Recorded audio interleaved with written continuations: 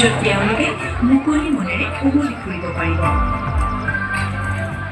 একেদৰে উদ্যানখনৰ বিষয়ে যিকোনো কথা জানিবলৈ বা সহায়ৰ বাবে প্ৰৱেশ পথতেই আছে এটা অত্যাধুনিক অনুসন্ধান কাৰ্যালয়।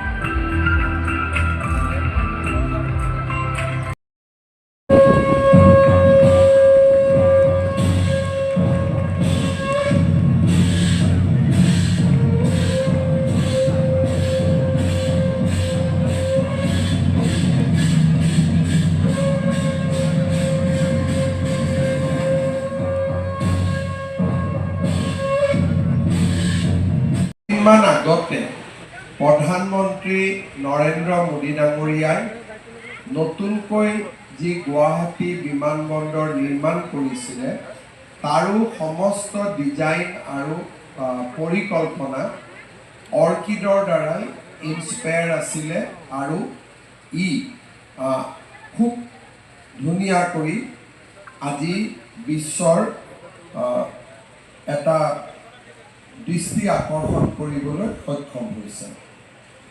আজি আমাৰ বাবে অন্যতম আনন্দৰ দিন যে ৰাজ্যৰ কৃষি বিভাগে যথেষ্ট প্ৰচেষ্টাৰ পিছত আজি আমাৰ কাজিৰঙাৰ অৰ্কিড উদ্যানখন মুকলি কৰি দিবলৈ সক্ষম।